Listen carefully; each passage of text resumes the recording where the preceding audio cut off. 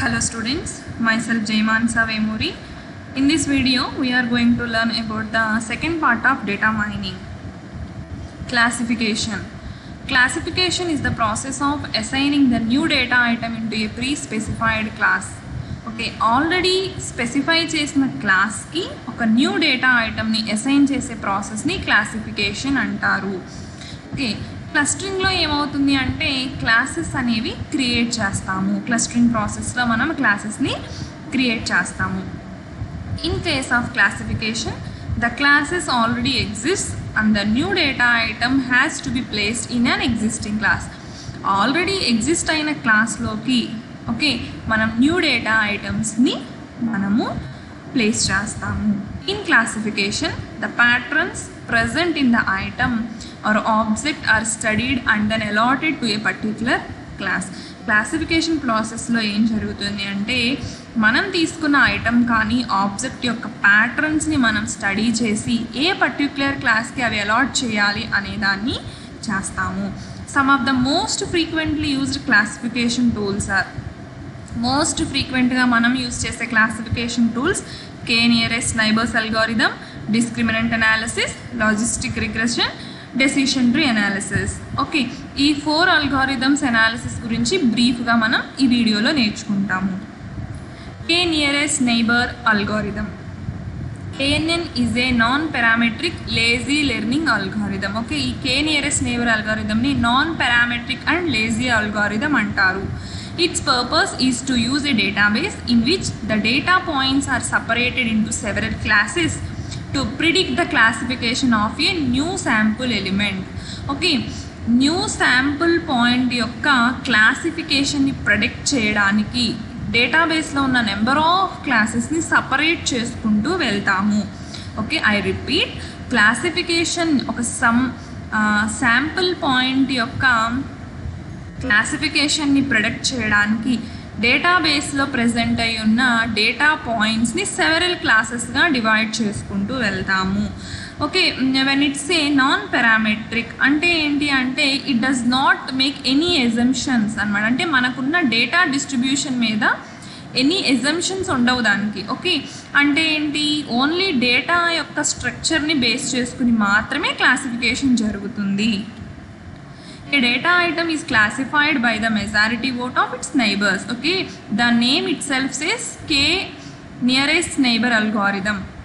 Okay, అంటే ఏంటంటే ఒక డేటా ఐటమ్ యొక్క చుట్టూ ఉన్న నేబర్స్ యొక్క మెజారిటీని బేస్ చేసుకుని దగ్గరగా ఉన్న మెజారిటీ యొక్క డేటా ఐటమ్స్ని బేస్ చేసుకునే క్లాసిఫికేషన్ అనేది జరుగుతుంది. The item is assigned to that class which is most common to the k-nearest neighbors measured by the distance function.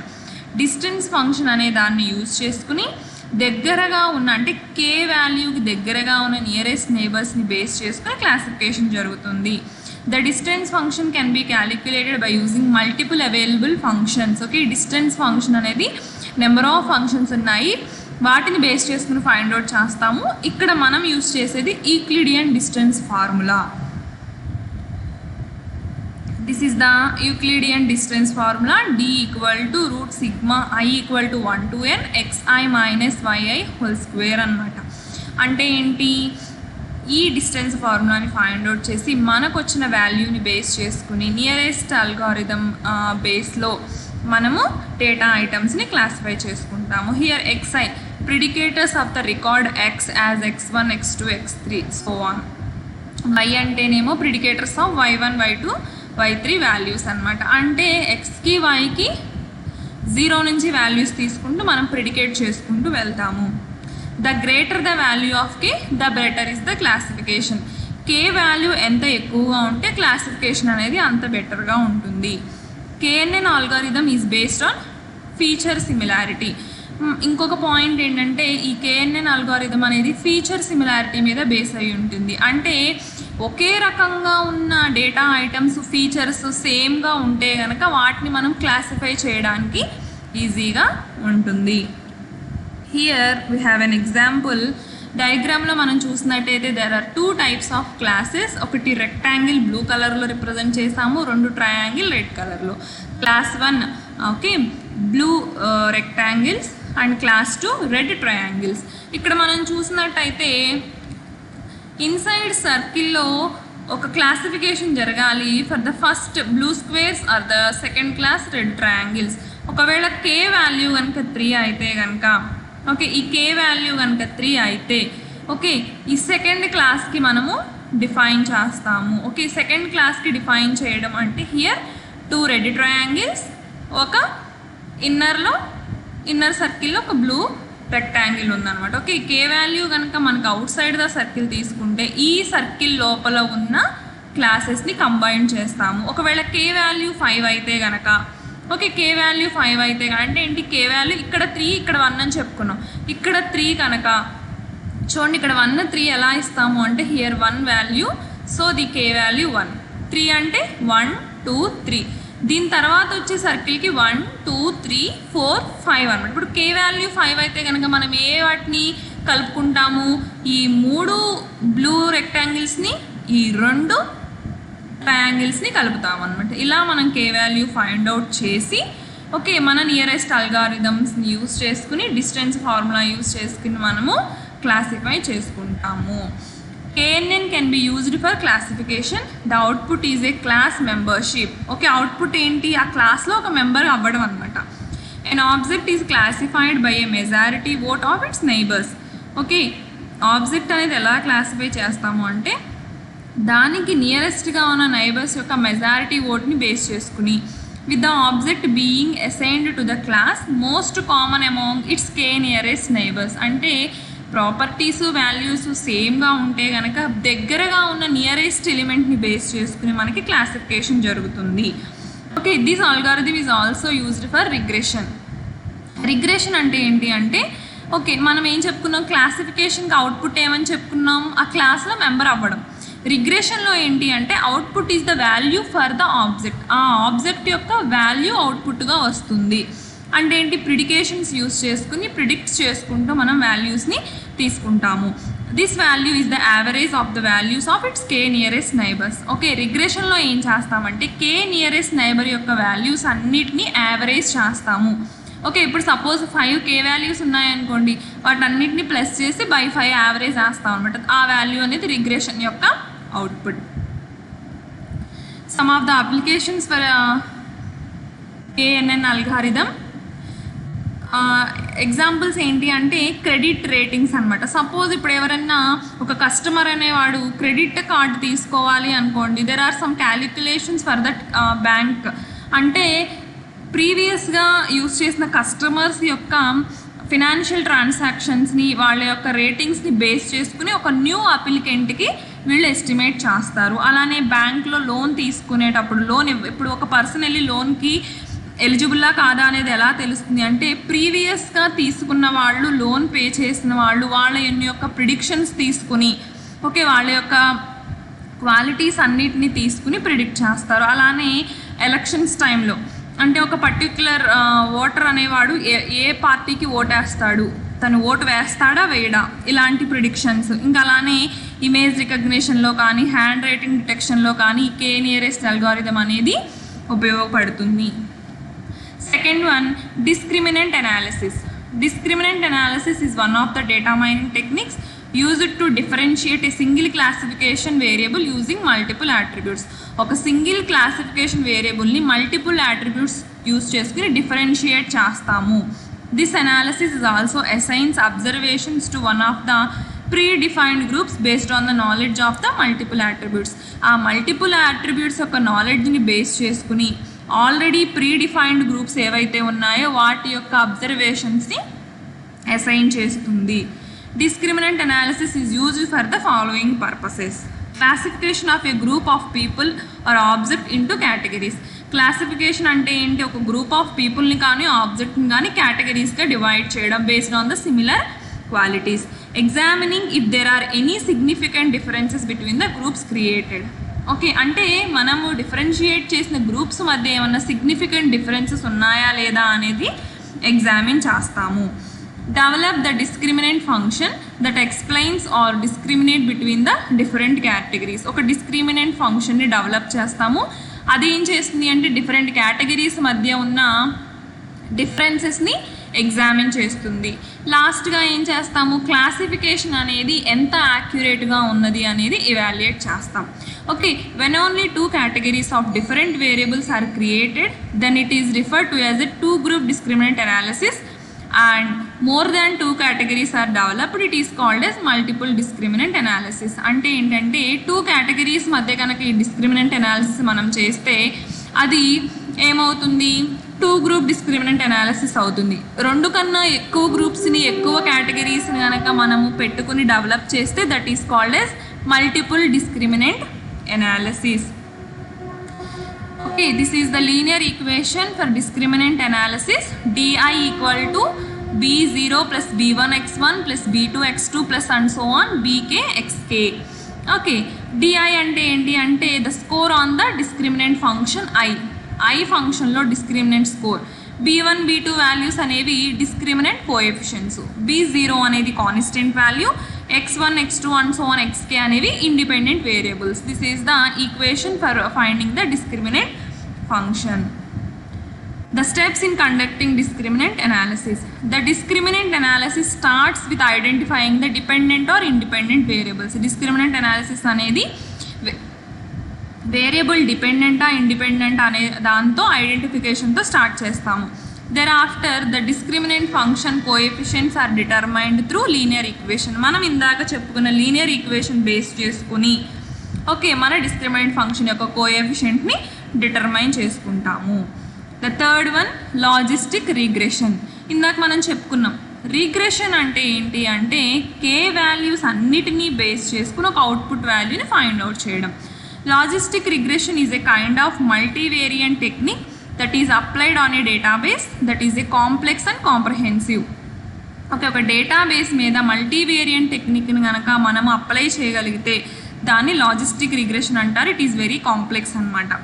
It helps to identify the way in which the predictor variable has an impact on the probability of an event. ఒక event యొక్క probability మీద predictor variable యొక్క impact ఎంత ఉంది అనేది మనకి చూపిస్తుంది.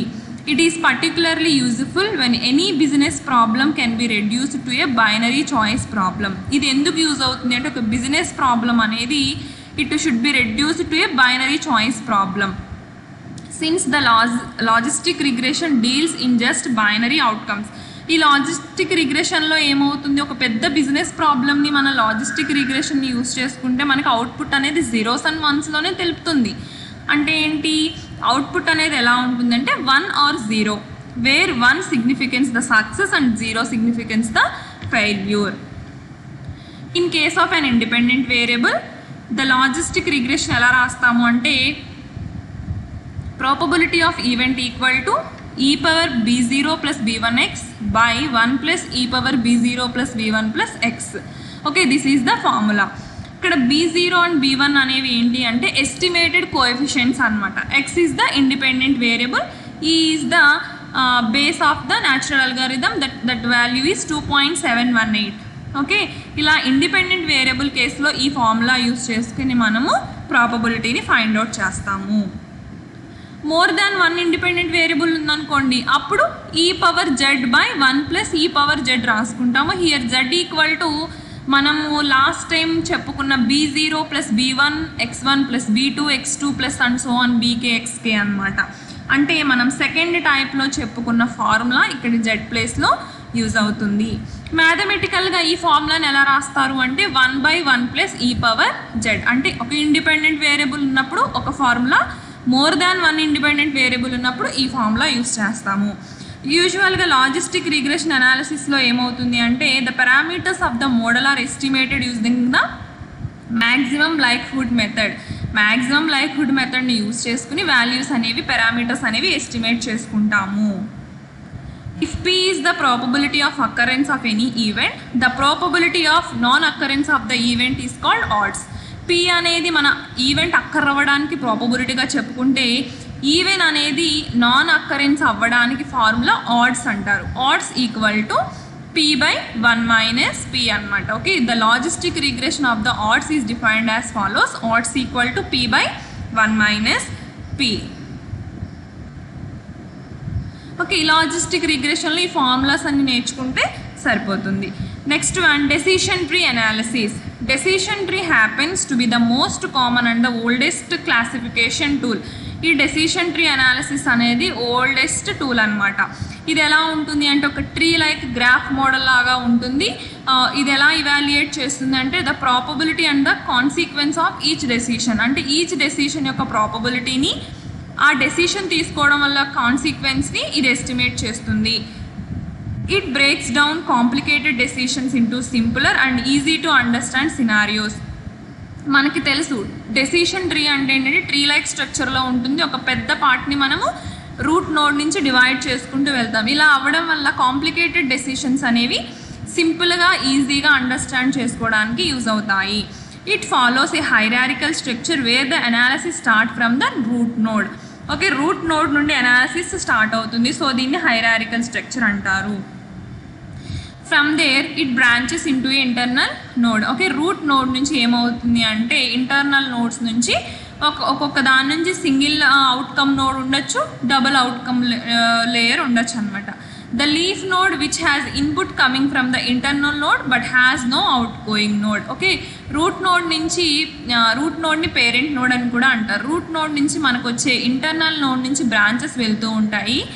Leaf node అనే దాన్ని దేన్ని అంటాము అంటే లీఫ్ నోడ్కి పేరెంట్ నోడ్ ఉంటుంది కానీ చైల్డ్ నోడ్ అనేది ఉండదు. అంటే ఆ నోడ్ నుంచి ఏవైతే ఇంకా రాకపోతాయో దాన్ని లీఫ్ నోడ్ అంటారు. This is the example. దీన్ని working of decision tree diagram అనమాట. ఇక్కడ మనం చూసినట్టయితే ఏజ్ అనే ఒక ఫ్యాక్టర్ని 3 కేటగిరీస్గా డివైడ్ చేసుకున్నాము: young, middle aged and senior. Okay, యంగ్లో మళ్ళీ ఓకే ఇది రూట్ నోడ్ అవుతుంది. ఈ రూట్ నోడ్కి these are the children node. మనం లీఫ్ నోడ్ అని దేన్ని చెప్పుకుంటాము అంటే these are the leaf nodes. అంటే ఇంకా ఈ నోడ్ నుంచి మనకేమి అవుట్పుట్స్ రావు కాబట్టి దీన్ని లీఫ్ నోడ్ అని చెప్పుకుంటాము. This is the example. యంగ్లో student. Okay, student yes or no. Okay, అలానే మిడిల్ ఏజ్డ్. సీనియర్లో క్రెడిట్ రేటింగ్ ఇస్తాము: fair, good, excellent. Okay, fair అవునా కాదా, గుడ్, ఎస్ ఆర్ నో. ఇలాగా మనము డెసిషన్ ట్రీ అనే ఒకదాన్ని మనము తీసుకుంటాము. యూజువల్గా మనం తీసుకున్న ఈ డయాగ్రామ్లో this approach has been used to classify an individual as young, middle aged or senior. Okay, మళ్ళీ అవి యంగ్ అనేది మళ్ళీ స్టూడెంట్గా క్లాసిఫై అయ్యింది, మిడిల్ ఏజ్డ్కి ఏమీ లేవు, సీనియర్ అలానే మరి క్రెడిట్ రేటింగ్, ఇలా మనం డివైడ్ చేసుకుంటూ వెళ్ళాము. The uses of data mining. Data mining finds its greatest applications in retail store.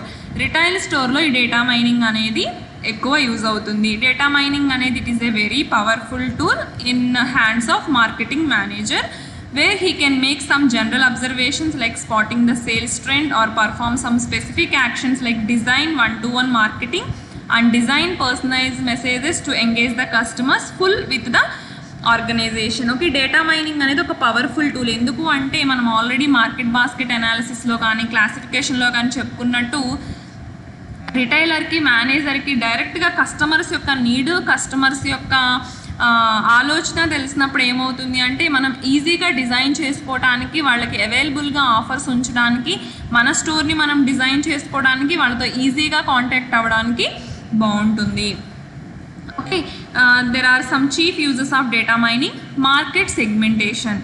Identify the common characteristics of customers who buy the same product from your company. This is same as the market basket analysis anamata. Ante common customers కామన్గా ఎవరైతే common item కొనుక్కుంటున్నారో వాళ్ళందరినీ identify చేయడం. Customers churn. Predict with customers are likely to leave your company and go to a competitor. Okay, అంటే ఏంటి, customers అనేవాళ్ళు మన company అంటే మన ప్రోడక్ట్ కాకుండా వేరే అదర్ మనకి ఆపోజిట్లో ఉన్న వాళ్ళ దగ్గరికి వెళ్తున్నారా లేదా అనే దాన్ని ప్రిడిక్ట్ చేయడం. Fraud detection. ఓకే, ఏమైనా ఫ్రాడ్ ట్రాన్సాక్షన్స్ జరిగినా, ఓకే ఇలాంటివి ఏమైనా ఫ్రాడ్స్ జరిగితే వాటిని ఐడెంటిఫై చేయడానికి ఈజీగా ఉంటుంది. Direct marketing. Identify which prospects should be included in a mailing list to obtain the highest response rate.